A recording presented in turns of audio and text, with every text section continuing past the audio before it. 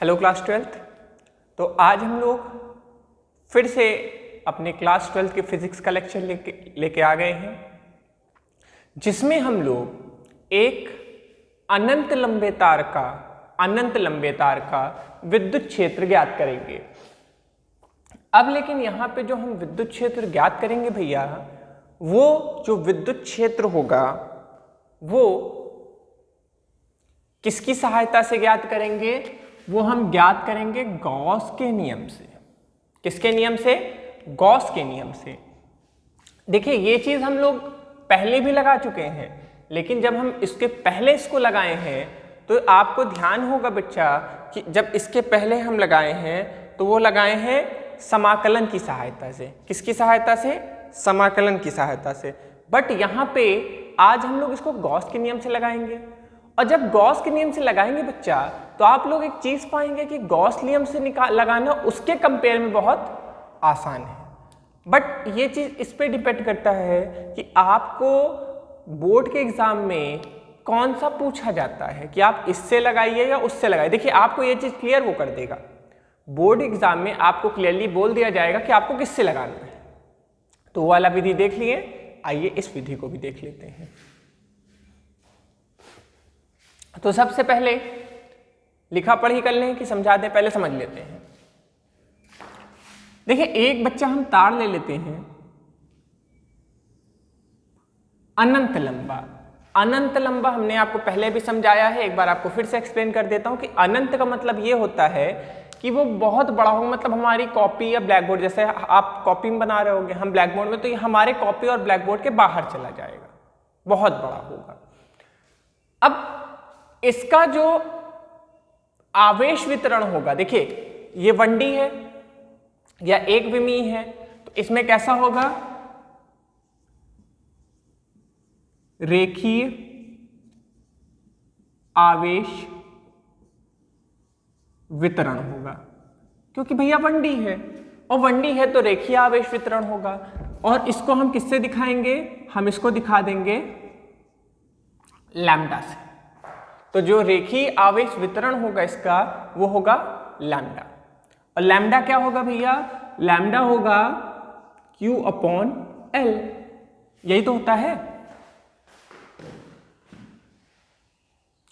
रेखीय आवेश वितरण जो होगा वो Q/λ, जिसको हम रेखीय आवेश वितरण को लैम्डा से दिखाएंगे। और ये क्या होता है? Q/L। मतलब मान लीजिए हमने जैसे इसको Q आवेश दिया, इस तार पे हमने Q आवेश दिया, तो जो ये Q आवेश है इस पूरे के पूरे तार में जितनी भी बड़ी भील तार होगी इसमें समान रूप से बढ़ जाएगी। ये नहीं कि इस हिस्से में Q ज्यादा, मतलब आवेश की मात्रा ज्यादा होगी, यहां पे कम होगी, हर जगह एकदम समान रूप से बटेगा। ठीक है। और हमको मान लीजिए इतना बड़ा तार है, बहुत बड़ा नहीं लेते हैं, यहां से यहां तक लेते हैं, ठीक है। और R सेंटीमीटर, मतलब इस तार से R सेंटीमीटर दूरी पर कितना विद्युत क्षेत्र होगा ये हमको ज्ञात करना है। मतलब इसके R सेंटीमीटर दूरी पर, अब देखिए हमको गॉस नियम लगाना है, हमको गॉस नियम की सहायता से लगाना है। और गॉस नियम की सहायता से लगाना है तो आपको पहले ही मैंने बताया था, और आपको भी पता होगा, इसके जस्ट पहले लेक्चर में बताया कि जब भी किसी वस्तु पे हमको गॉस का नियम लगाना है तो सबसे पहले हमको गॉसीय पृष्ठ बनाना पड़ता है, उसके चारों ओर गॉसीय पृष्ठ बनाना पड़ता है। तो अब सोचिए हमको इसका और इसका, ये एक तार है, इसको किस पृष्ठ पर बंद करें? तो मेरे हिसाब से ये जो बेलन है,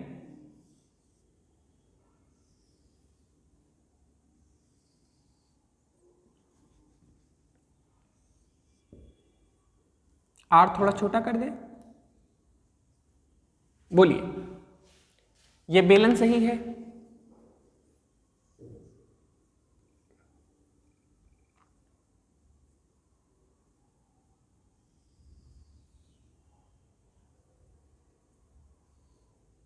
ठीक है, क्लियर है?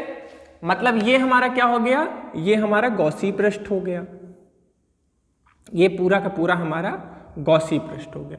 अब देखिए ध्यान दीजिए, क्या गॉसी पृष्ठ जो है, हमने कहा था ना कि गॉसी पृष्ठ किस स्थिति में होना चाहिए, वो सममिति अवस्था में होना चाहिए। सममिति मतलब सिमेट्री, बराबरी से, दो के दोनों तरफ बराबरी से होना चाहिए। तो क्या ये बराबरी से है? हाँ, ये बराबरी से भी है। इसको हम थोड़ा ऐसे कर देते हैं, इसमें बीच बीच में प्लस का आवेश लगा देते हैं, क्योंकि प्लस क्यू है।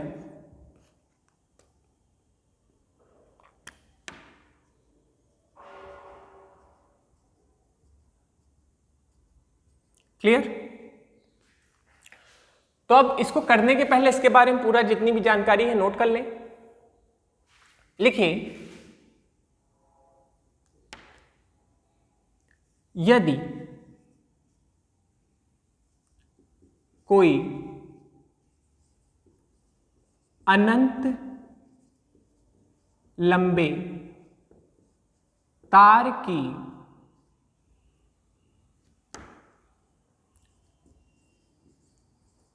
रेखीय आवेश वितरण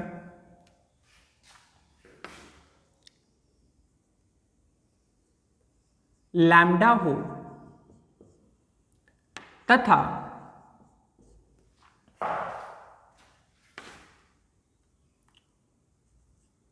उस तार से r दूरी पर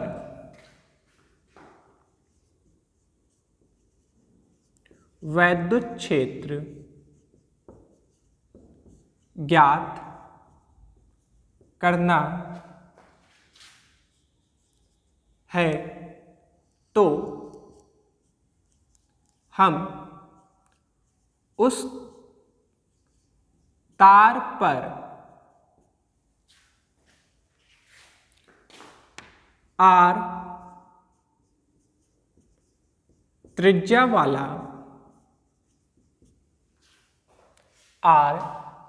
वाला बेलन का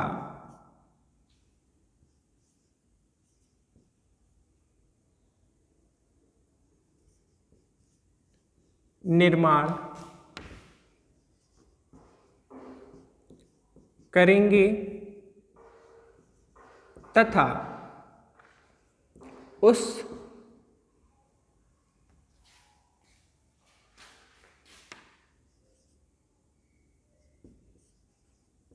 बेलन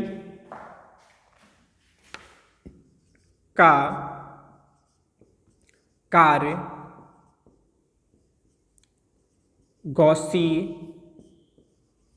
पृष्ठ का होगा। चलिए, जितनी कहानी थी भैया लिख लिए, इसके बाद एक दो लाइन और लिखना है बस। देखिए, हमने एक अनंत लंबा तार लिया, अब उस पर गॉस नियम लगाना था, तो हमको उसके ऊपर गॉसी पृष्ठ बनाना था। तो हमने क्या किया, हमने उसके ऊपर बेलन का निर्माण किया। बेलन जो है वो गॉसी पृष्ठ का जितनी भी नियम थे, मतलब पृष्ठ बंद होना चाहिए, आवेश बीच में होना चाहिए। देखिए, आवेश बीच में है, पृष्ठ बंद है, पृष्ठ में सममिति होना चाहिए, सममिति भी है। मतलब ये गॉसी पृष्ठ के जितने नियम थे सबके सभी को फॉलो कर रहा है। ठीक है, आगे लिखिए, गॉसी पृष्ठ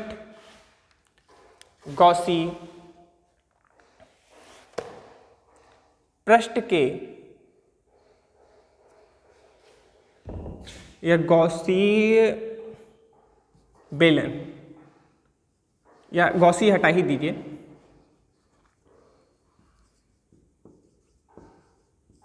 बेलन के 3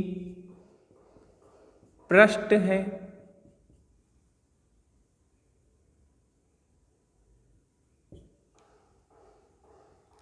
पहला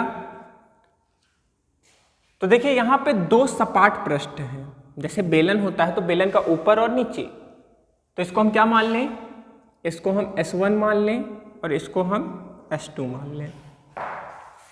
ठीक है, तो S1 तथा S2 सपाट पृष्ठ हैं।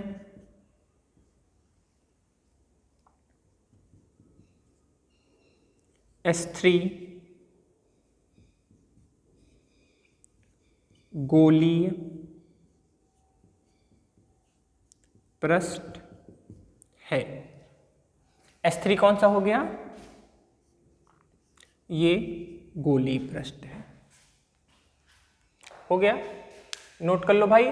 बस एक लाइन और, उसके बाद बस फिर समझना है अपना, यहाँ का जितना चीज़ है खत्म। इसको पॉज करके जल्दी से आप लोग नोट कर डालिए। सब आ रहा है, देख लें एक बार।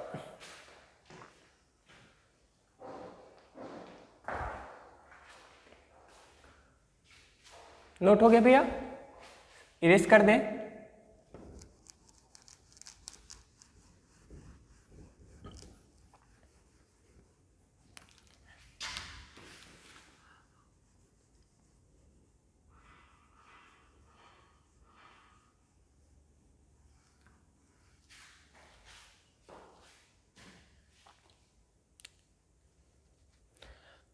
आगे लिखिए,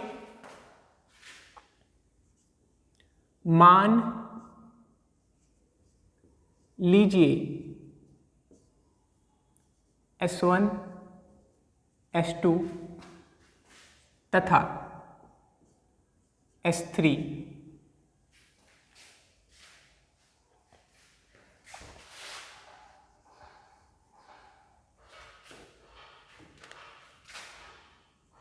से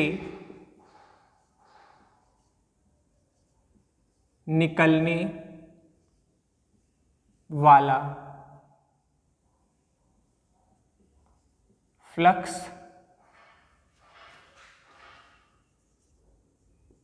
क्रमशः φ1 φ2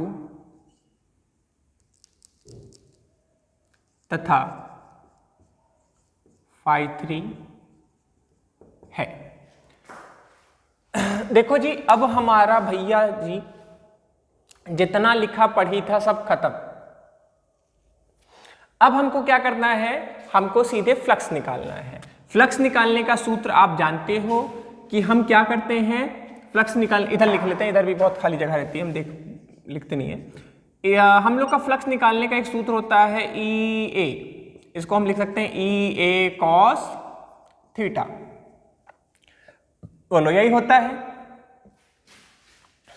यही होता है कि नहीं होता है? अब हम करेंगे क्या?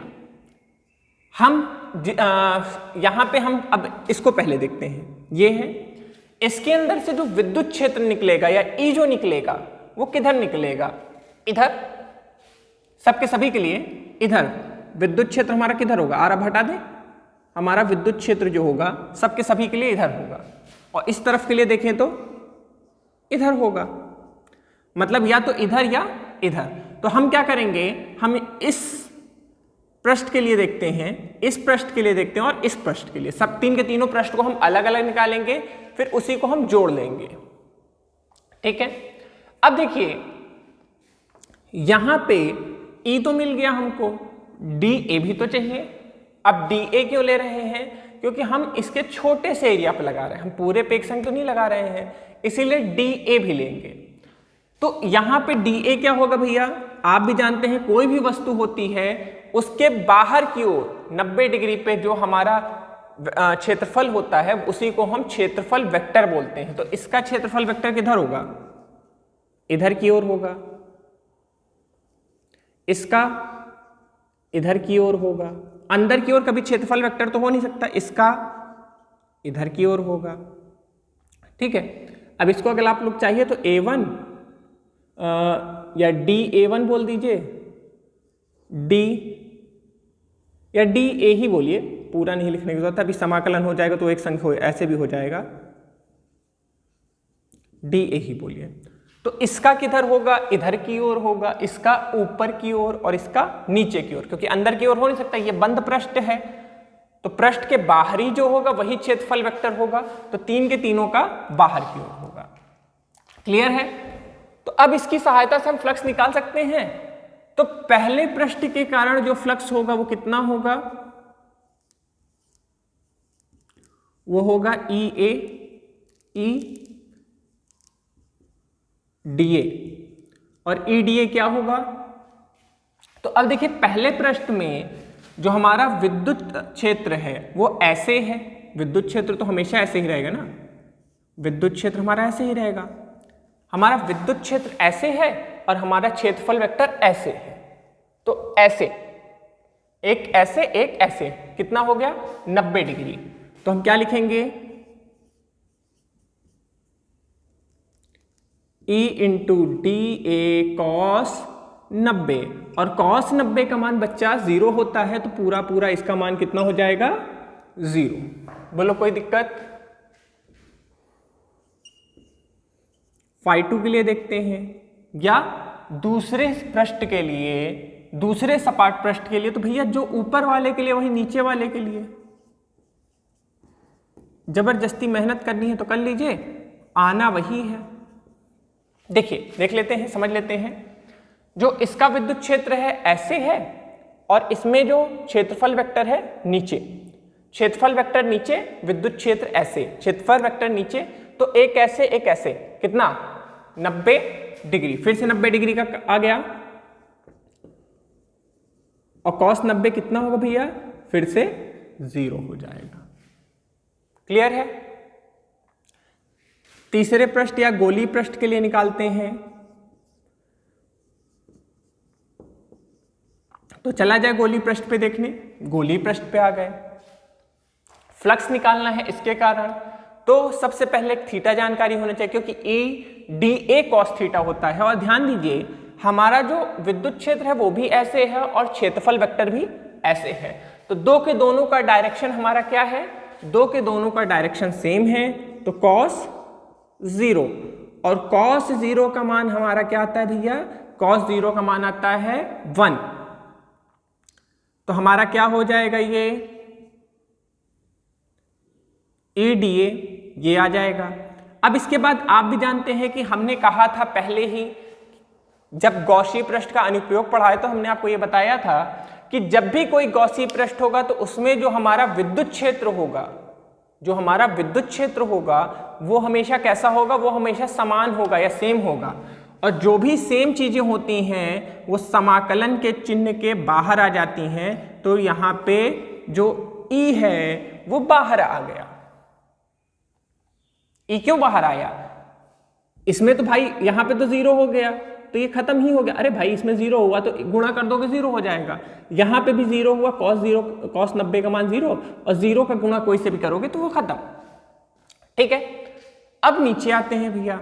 यहाँ पे जैसे ही हम आए तो यहाँ पे क्या है, E गुणे DA, cos 0 का मान यहाँ पे भी था और cos 0 का मान 1 हुआ, तो उसको हमने ऐसे लिख दिया।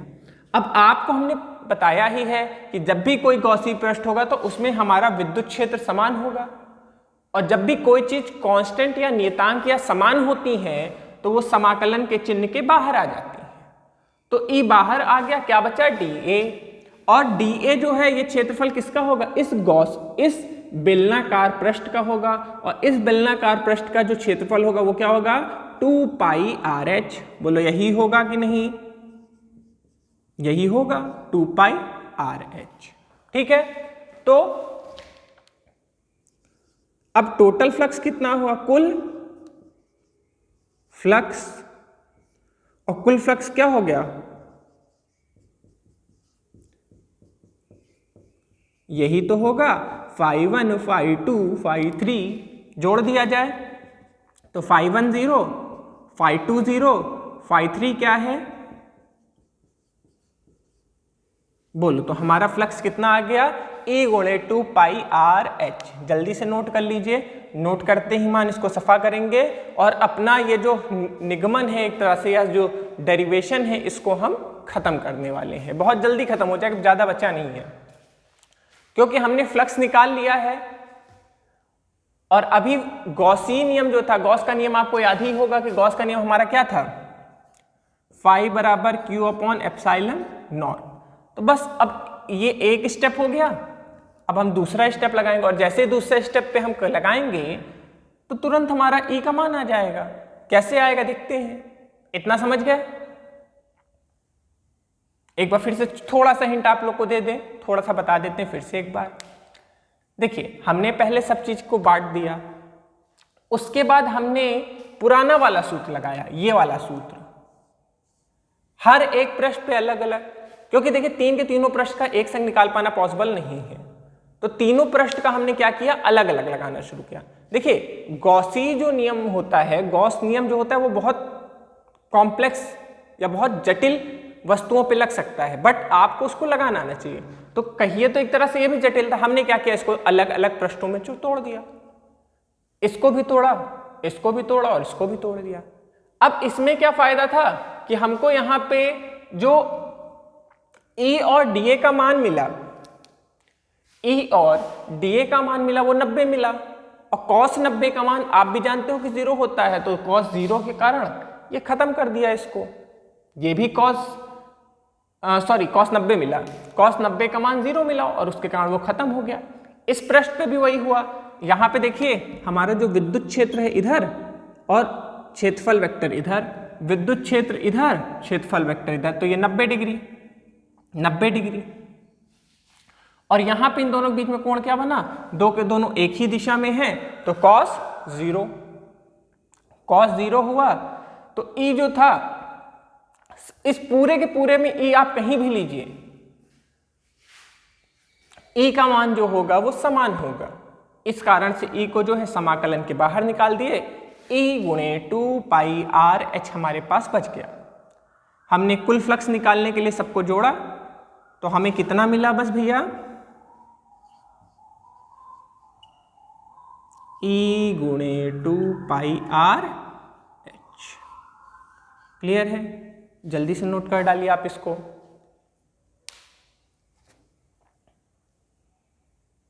नोट कर लिए हैं, इरेज कर दिया जाए इसको, इसको बस बचाएंगे, बाकी सब हटाएंगे, क्योंकि यही चीज अभी आगे यूज होगा।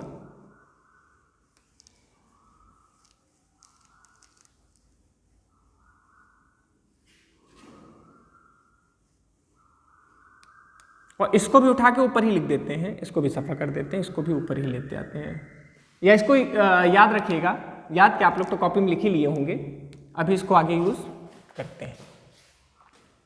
ठीक है,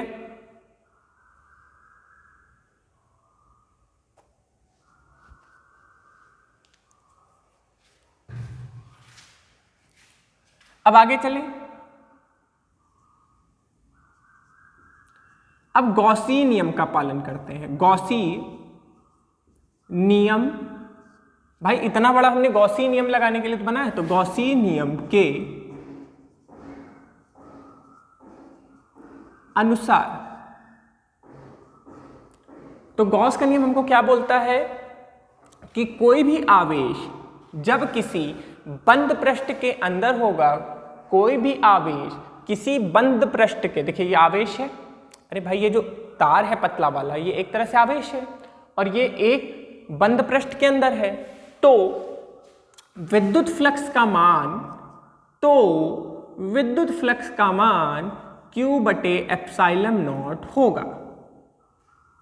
ये भी तो गॉस जी का ही कहा है, ये गॉस जी का कहा नहीं है जो अभी हमने बेटा यहां पे निकाला है। हमने ये निकाला था ना, फाई नेट बराबर ई गुणे 2 पाई आर एच, ये निकाला था।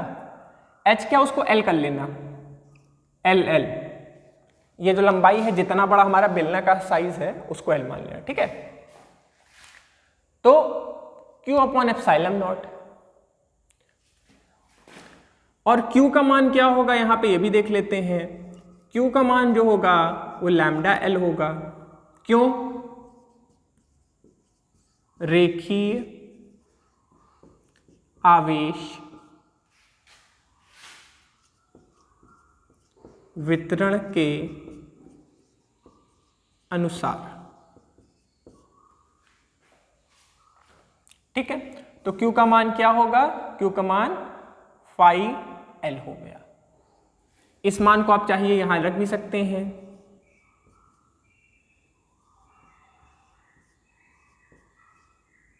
ठीक, इसको दूसरा मान लीजिए, और ये जो पहले वाला था इसको कहीं लिख दें, इसको हम छोटा सा यहाँ पे हिस्सा दिखा देते हैं, इसको हम पहला मान लेते हैं। अब इन दोनों को क्या करें, आपस में क्या करवा दें, आमना सामना करवा दें। तो क्या हो जाएगा, फर्स्ट तथा सेकंड से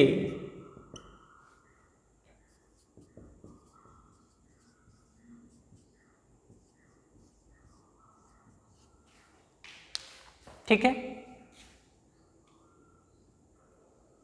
इसको इधर भेज दें, क्योंकि हमको E का मान निकालना, अगर हम इसको हटा देंगे तो E का मान अकेले हो जाएगा, E का मान आ जाएगा, जो भी आएगा E का मान आ जाएगा।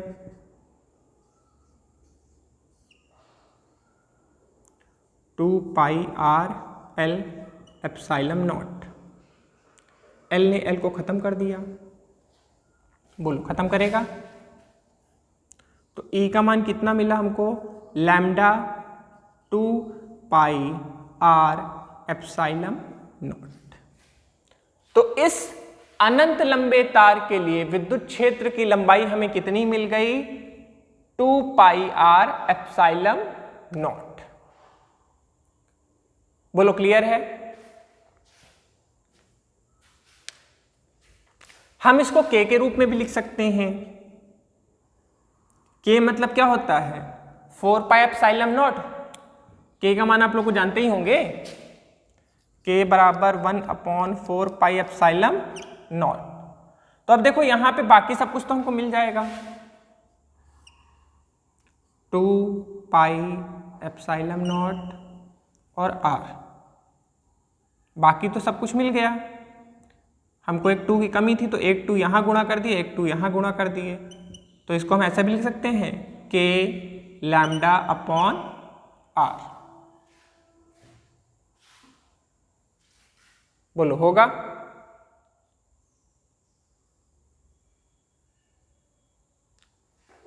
टू यहां पे लिखते हैं।